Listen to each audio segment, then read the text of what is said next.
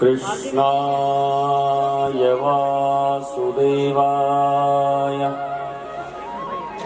हरये परमात्मने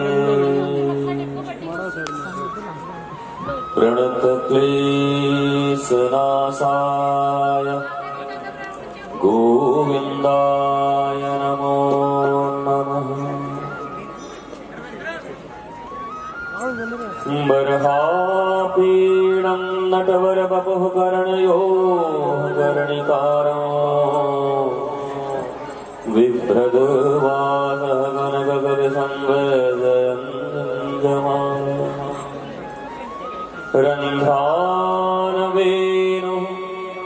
रभरसुधया पूरयन् गोपवृन्दैर्वृन्दारण विसर्गीत कीर्ति अहो वगेयं स्तनकालकूटं जिघांसयापायदप्यसाध्वी लेभे गतिं धातृच्युतां ततोऽन्यो कम्बादयालो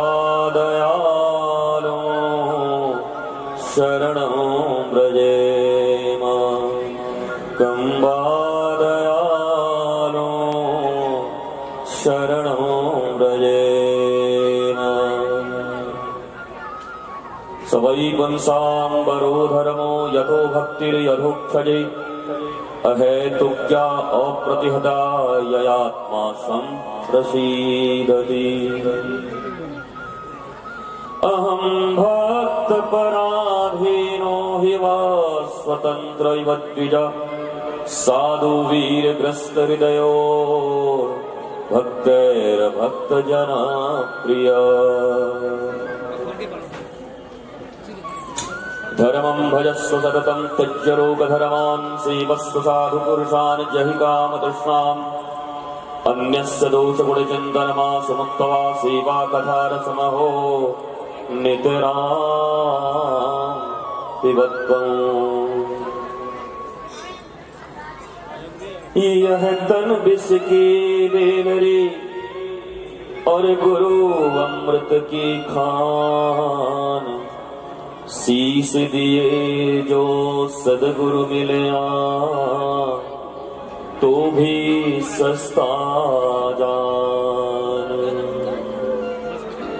ओ गुरु बिन भव निधि तरही न कोई जो बिरंची शंकर सम होई जो बिरंची शंकर सम होई।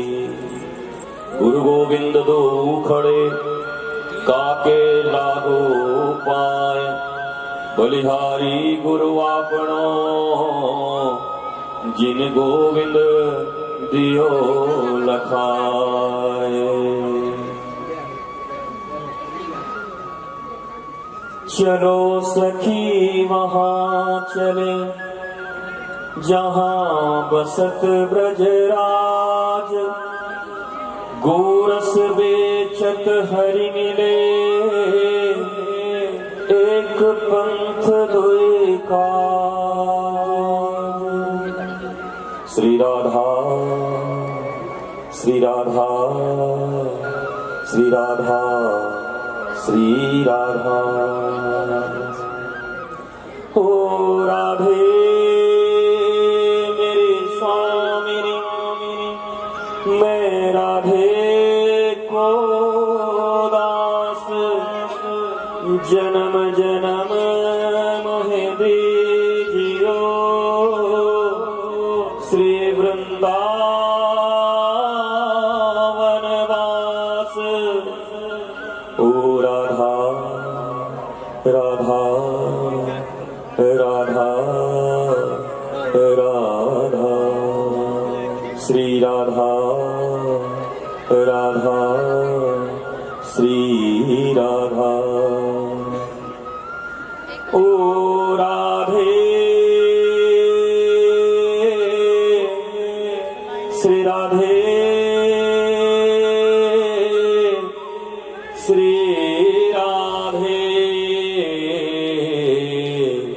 श्री राधे राधे श्री राधे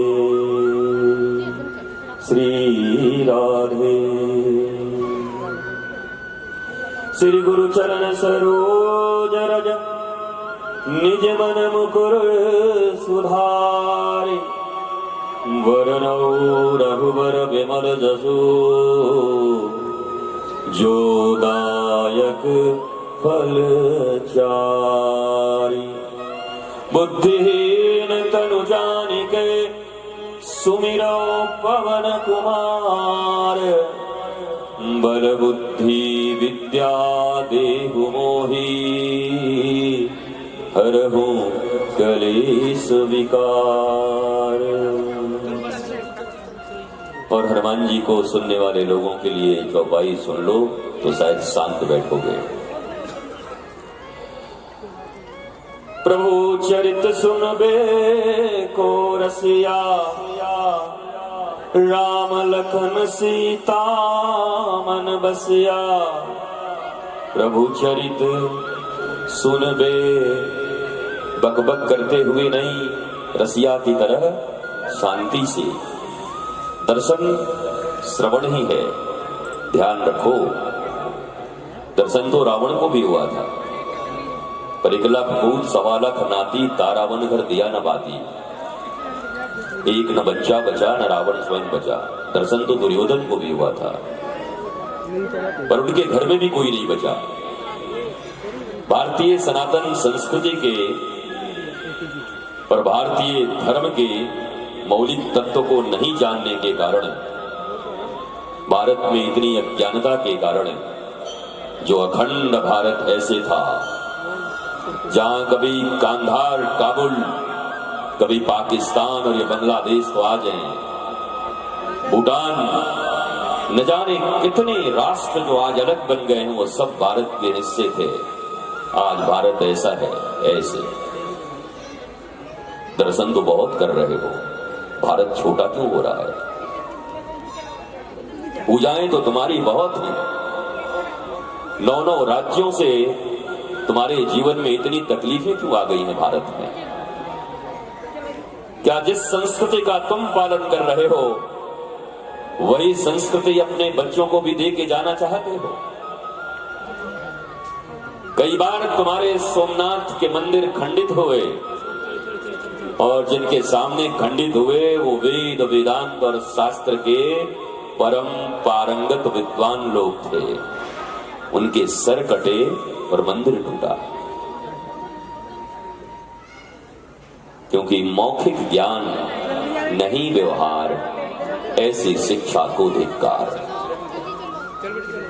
जहां ज्ञान सिर्फ मुखों में हो, चौपाइयां सिर्फ बोलने को हो, पर आचरण में कोई चौपाई न हो।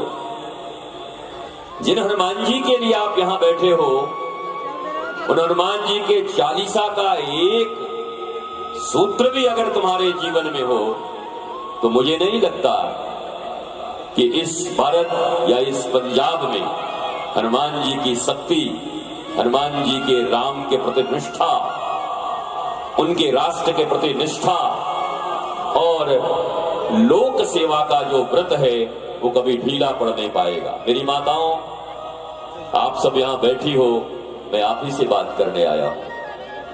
यद्यपि अभी 1 दिन पहले भारत के किसी अन्य हिस्से में था, पूरा रात चलते हुए आपके पास हूं, और मेरा आने का एक ही कारण है।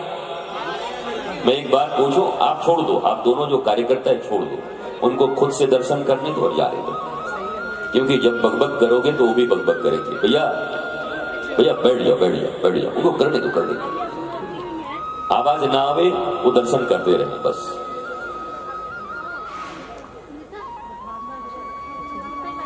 मेरा आगमन इसीलिए हुआ है, मैं कभी भी आकर मां काली का दर्शन करके हनुमान जी का दर्शन करके चला जाता, पर बरसों बाद मुझे जहां तक मैं समझता हूं, मुझे शायद 12 या 14 वर्ष के बाद मैं पंजाब आया। भारत और पूरी दुनिया में सनातन संस्कृति, सनातन ध्वज लेकर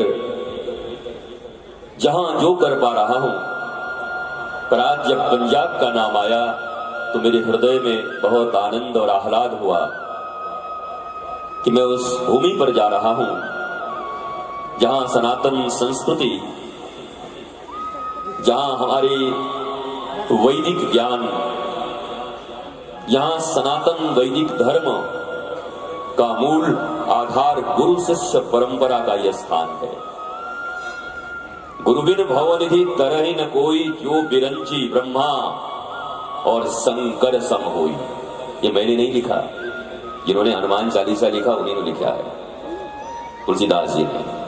चाहे ब्रह्मा की तरह हो चतुर्मुख, चाहे शिव की तरह हो त्रिनेत्र हो, लेकिन अगर जीवन में गुरु की कृपा नहीं हुई, गुरु की सन्निधि नहीं मिली, इसलिए हनुमान चालीसा का प्रथम पंक्ति ही प्रारंभ होता है श्री गुरु चरण सरोज रज। होना तो चाहिए था श्री राम चरण सरोज रज। गोस्वामी जी तो राम जी के भक्त हैं, तुलसीदास जी के मुख में ही राम, रोम रोम में राम, कर्म कर्म में राम। पर गोस्वामी तुलसीदास जी जब हनुमान चालीसा का अवतरण करना चाहते हैं तो सर्वप्रथम उनके मुख से जो शब्द बाहर आता है, शब्द रूपी ब्रह्म, वो ब्रह्म है श्री गुरु चरण सरोज रज, निज मन मुकुरि सुधारे। श्री गुरुदेव भगवान के चरण रज को अपने मस्तक पर धारण करके मन के दर्पण में जो मैल लगे हैं, मन का दर्पण जो गंदला हो गया, जहां हम स्वयं को भी नहीं देख पा रहे, जगत को भी नहीं देख पा रहे और जगदीश का दर्शन भी नहीं हो रहा,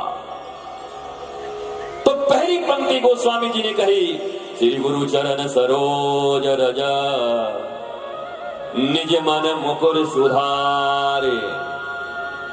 और जो ये कर लेगा, शास्त्रानुरूप चलोगे तो तुम्हारे जीवन में आनंद होगा, प्रेम होगा, शांति होगी, परिवार परिजन समाज राष्ट्र और पूरी दुनिया को वसुधैव कुटुंबकम मानते हुए आनंद और नृत्य के साथ जीते रहोगे। परंतु शास्त्र और गुरु के अनुरूप नहीं चलोगे तो मंदिरों में तो जरूर नाचोगे, पर घर जाकर के फिर उसी डिप्रेशन में बैठ जाओगे। कृष्ण है, उनके सामने 500 का नोट लगा के ऐसे ऐसे करते 1000 के, इनको लज्जा भी नहीं। सुदामा जब गए द्वारिका में और जाकर के कई दिन रह करके वापस आने लगे, आते समय भगवान श्री कृष्ण ने कहा भैया पीतांबर खोल दे, जो कुछ दिया है वो दे दो और ऐसे ही जाओ अपनी लंगोटी पहन के। सुदामा ने कहा यार सेवा तो बहुत किया, लेकिन देने लेने में कमजोर आदमी लगता, कुछ दिया नहीं ठीक से, बताओ महाराज दे देता तो क्या बिगड़ता, द्वारिकाधीश है। बाहर निकले और बाहर निकले तो पूरी द्वारिका की जनता आ गई सुदामा के चरणों में गिरकर और कही जय हो संत की, जय हो महंत की, जय हो गुरुदेव भगवान। इस द्वारिका में रोज ऐसे लोग आते हैं संत जो लंगोटी पहन के आते हैं और द्वारिका से गाड़ियों को गाड़ियां भर करके यहाँ से धन दौलत द्वारिकाधीश देते ले जाते हैं। तुम पहले ऐसे अलबेले महात्मा हो जो लंगोटी पहन के आए, द्वारिकाधीश से मिलके उसी लंगोटी को पहन के वापस जा रहे हो। सुदामा रोने लगे, वाह वाह वाह कृष्ण, अगर कुछ दे दिया होता तो क्या ये सम्मान मुझे मिलता। आज भगवान के द्वार पर और गुरु के द्वार पर सम्मान मत खोजना, प्रतिष्ठा मत खोजना, प्रतिष्ठा सूकरी विष्ठा है। कई बार लोग नाराज हो जाते हैं, हमको मंच पर स्थान नहीं मिला। रंगमंच पर जाओ, ये दुनिया ही रंगमंच है, यहाँ जो तुमको किरदार मिला है उसको निभा के दिखाओ, परमात्मा प्रसन्न हो जाएगा। तुम ही किसी की माँ हो, किसी के पिता हो, किसी की मौसी हो, किसी की बुआ हो, किसी की पत्नी हो, किसी की पुत्री हो, किसी के लिए सहधर्मिणी हो, इतने रंगमंच पर तुमको रोल मिले हुए हैं। इस रोल को अच्छे से निभाओ तो परमात्मा भी ऊपर थिरकेगा कि मैंने इसको मनुष्य बना के गलती नहीं की, इसने अपने सारे रोल पूरा कर दिए, ये तो सुपर स्टार है। फ्लॉप हीरो हीरोइन मत बनो इस दुनिया में आके। राहुल राय की तरह एक आशिकी पिक्चर दिया, उसके बाद गायब हो गया बेचारा। तुम्हारी भी हालत वही है, अच्छी फिल्में दिया करो। और जब तक जियो तब तक सुपरस्टार रहो, सुपरहिट रहो। तुम्हारे बेटे और बेटी तुम्हारे फोटो अपने कमरे में लगाएं और उनसे कोई पूछे कि तुम्हारा सुपरस्टार कौन, तुम्हारे लिए सबसे अच्छी नायिका कौन, तो गर्व से कह सके मेरे पिता मेरे लिए सुपरस्टार हैं और मेरी माँ ही मेरे लिए नायिका हैं। उस दिन भारत गौरव से सर को ऊंचा करके चल सकेगा। क्या ऐसे हैं तुम्हारे घरों में? नहीं है। यही दुख का विषय है मेरी माँ, और मैं यही बताने आया हूँ और यही कहने आया हूँ। मुझे भी पूजा करवाना आता है, मैं भी यहाँ बैठ जाऊं दंड लेकर के, इस चमत्कारी दंड को लेकर के, और कह दो जी हाँ जी 1,000 रुपए लगवा दो, दंड हाथ पर रखेंगे मस्तक पर, तुम्हारा सब रोग दुख दूर हो जाएगा। मुझे पक्का विश्वास है। अभी तो यहाँ 1000 लोग बैठे हैं, कहीं ये प्रचार हो गया कि बाबा का दंड अगर पड़ गया मस्तक पर तो यहाँ लाखों लोगों की भीड़ लग जाएगी कि मुझे भी चमत्कार चाहिए। चमत्कार ज्ञान में है, चमत्कार भक्ति में है, चमत्कार प्रेम में है। याद रखो, भगवान राम के भाई लक्ष्मण जब स्वयं शक्ति बाण उनको लगी तो उन्होंने स्वयं डॉक्टर को बुलवाया, वैद्य को बुलवाया। वो परम पिता परमेश्वर है, वो चाहते वो अपने भाई को छूकर ठीक कर सकते थे। उन्होंने कहा डॉक्टर बुलाओ, क्योंकि मैं मनुष्य के शरीर में आया हूं, वैद्य बुलाओ। तो रावण का वैद्य बुलाया गया, सुषेण वैद्य। वैद्य ने कहा अगर सुबह से पहले 3 घंटे में रेमडेसिविर नहीं मिला तो पेशेंट बचेगा नहीं, अर्थात सुबह से पहले, सूर्योदय से पहले अगर वो औषधि नहीं आई तो लक्ष्मण जी का बचना मुश्किल होगा। तो हनुमान जी ने कहा आप मुझे आशीर्वाद दीजिए, आपके आशीर्वाद से जो भी दवाई जहां भी मिले, अमेरिका में भी होगा तो मैं उठा के ले आऊंगा, बस आशीर्वाद दे दो। और वो औषधि आती है, उस औषधि का लक्ष्मण जी सेवन करते हैं, तब स्वस्थ होते हैं। भगवान इस धरा धाम पर जब भी आते हैं, मनुष्य के रूप में आते हैं, मनुष्य के कर्तव्यों का बोध कराने आते हैं। वो चमत्कार दिखाने नहीं आते, चमत्कार दिखा करके राष्ट्र को बर्बाद करने नहीं आते, वो ज्ञानी बनाने आते हैं। ज्ञान ही सबसे बड़ा चमत्कार है, भक्ति सबसे बड़ा चमत्कार है। जीवन में ज्ञान हो, भक्ति हो, knowledge, the real knowledge, nothing else. Go for real knowledge. और वो कहां मिलेगा? द्रोणाचार्य के पास तो नहीं मिलेगा, वो भी किसी सदगुरु के पास मिलेगा। The living master, the living ideal.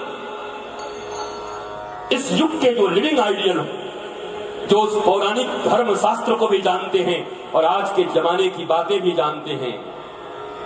आज भगवान श्री कृष्ण अगर आ जाएं और महाभारत का युद्ध फिर छिड़ जाए तो मुझे पक्का पता है वो रथ से युद्ध नहीं करेंगे, बल्कि कहेंगे अर्जुन राफेल ला, राफेल से चलेंगे। हंसते क्यों? उनके भीतर सत्य वही होगा, धृति वही होगी, क्षमा वही होगा, शौर्य वही होगा।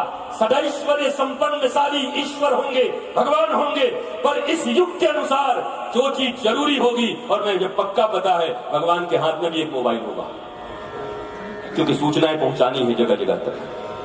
तब एक संजय था, अब तो सब संजय बन चुके, लाइव हर जगह हो रहा है। एक संजय इतना विद्वान था और अभी तो संजयों की भरमार लगी है, जिसको देखो वही लाइव देख रहा है संजय। फिर भी भारत की ये हालत। जिस रामचरितमानस में ये लिखा हुआ था, प्रातः काल उठ के रघुनाथा, मातु पिता गुरु नावहि माथा।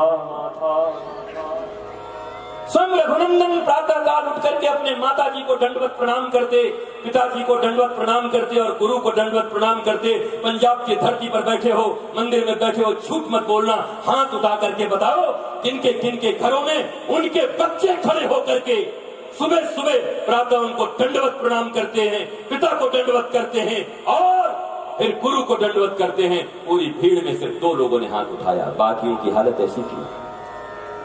तुम इतने रामचरितमानस की कथाएं सुन ली है, हमने तो बहुत कथा सुना है जी, हमने तो उनकी कथा सुनी है, हम तो 55 कथा सुन के आए, हम तो वो वाला कथा सुन रहे हैं, हमने तो 1 करोड़ दे के बुलाया था वो कथा सुना है, हम तो 5 करोड़ वाली कथा सुन रहे हैं और बेटा बेटी लात मार रहे हैं। राम कथा सुन रहे हैं आप? राम जी ने स्वयं रात काल उठ के रघुनाथा, मातु पितु गुरु नावहि माथा। कई को रामायण सुन रहे हो जब तुम्हारा औलाद तुमको प्रणाम नहीं कर रहा, दंडवत नहीं कर रहा? किस बात के लिए रामायण सुनने जा रहे हो? जो राम जी कर रहे हैं वो भी तुम नहीं कर पा रहे हो। आज की हालत क्या है? प्रातः काल उठ के अनाथा, मोबाइल में मार रही माथा। प्रातः काल उठ रहा है, माता पिता गुरु गायब और मोबाइल में माथा मार रहा। ये हमारी संतान है। और हम कह रहे हैं रामायण सुन रहे हैं। कई बात तो सुन रहे हो। कोई कहे हम दिन रात पढ़ रहे हैं और फेल हो रहे हैं। कई बात को पढ़ रहे हैं भैया तू। पर हम केमिस्ट्री में दिन रात पढ़ रहे हैं, पर नंबर कितना है? बोला 5 नंबर आया। फिर हमारे पास आ जा, फिर हम पढ़ा दे तुमको केमिस्ट्री फिजिक्स पढ़ा दे। हाँ, मैथमेटिक्स में भूल गया था, मैं मैथमेटिक्स में भी ऑनर्स हूं, कोई तुमको पढ़ा सकता। तो जब तुम पढ़ते हो तो तुम्हें पास भी होना चाहिए, नंबर भी ऑब्टेन होने चाहिए। तुम रामचरितमानस की कथाएं सुनते हो, हनुमान जी का दर्शन करते हो, मंदिरों में आते हो, संस्कार क्यों नहीं है? पवन जी आए थे, हमारी इनकी चर्चा हो रही थी और हम लोगों ने एक विचार बनाया कि मंदिर केवल दर्शन का स्थान न हो, क्योंकि शास्त्र कहता है प्रसादस्तु प्रसन्नता। जब मंदिर में जाएं तो वहां से प्रसन्नता प्राप्त करके प्रसाद के रूप में लेकर के आए। मंदिर केवल दर्शन का जगह न हो, बल्कि कोई श्रेष्ठ विद्वान बैठे रहे। और जब भी तुम मंदिर आओ तो दर्शन के साथ साथ अपने बच्चों को लेकर के 20, 25, 30 मिनट उन संत के पास बैठ करके भारतीय धर्म को सीख करके जाओ, ताकि तुम्हारे घरों में आनंद, आह्लाद और मस्ती छा जाए। ये काम मंदिरों में होना चाहिए। अब भारत में ऐसे मंदिरों की जरूरत है। केवल दर्शन करोगे, केवल बड़ी बड़ी इमारतें लगवाओगे, सीखोगे कब? जानोगे कब? सनातन धर्म है बताएगा कौन? भगवान राम है, भगवान राम को पसंद क्या है तुम बताओगे या शास्त्र बताएगा? हनुमान जी को क्या पसंद है तुम बताओगे या शास्त्र बताएगा? तो शास्त्र तो तुम पढ़ते ही नहीं, सुनते ही नहीं, कह देते हो कि बच्चा है महाराज, जब बड़ा होगा तब धर्म कर्म करेगा। बूढ़े तोते कहीं राम राम बोलते हैं। 5 साल में ध्रुव ने भगवान बुला लिया, तुम क्या 95 साल में भी बुला पाए हो? और खुद जैसे हो वैसे ही अपने बच्चों को बनाना चाहते हो। क्यों नहीं अपने बच्चों को प्रारंभ से ही धर्म की शिक्षा देते हो? क्यों नहीं उनको सनातन संस्कृति की शिक्षा देते हो? क्यों नहीं देते? बस बोझ डाल दिया है। A for apple, B for bat, C for cat, R for rat।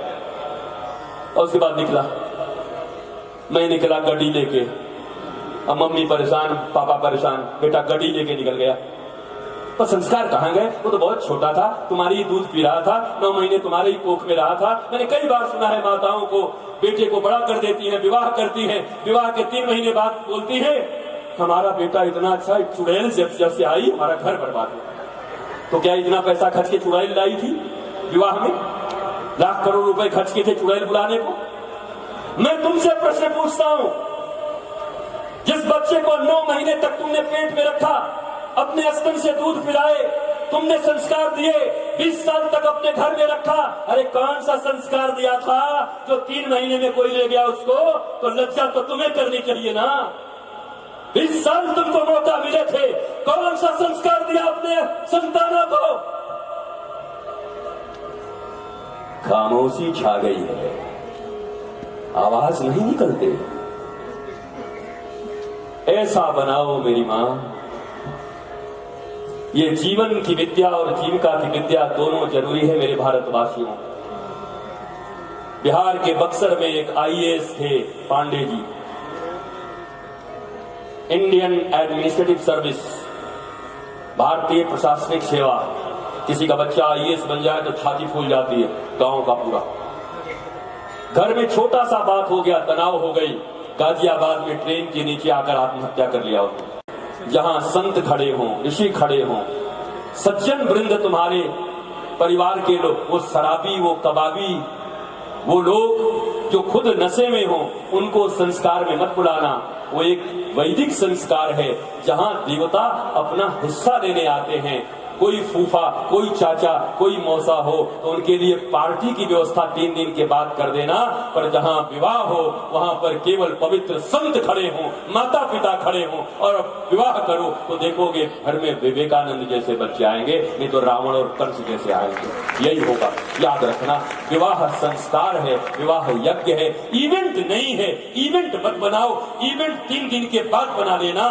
जितना फड़फड़ा रहे हो पैसे के कारण, वो 3 दिन के बाद दिखा उठा लेना। और याद रखो, लक्ष्मी चंचला है, कभी एक जगह नहीं रहती। लक्ष्मी केवल एक जगह स्थिर रहती है, क्षीर सागर में, जहाँ नारायण के पांव दबाती है अपने गोद में रख के। और अगर लक्ष्मी अकेले तुम्हारे पास आ गई, नारायण नहीं आए, तो उनका वाहन क्या है? वो उस पे आती है, कुछ दिन के बाद तो खुद चली जाती हैं और वाहन छोड़ देती हैं। इसलिए ज्यादातर लोगों की बुद्धि वैसे ही हो जाती है। बुरा मत मानो।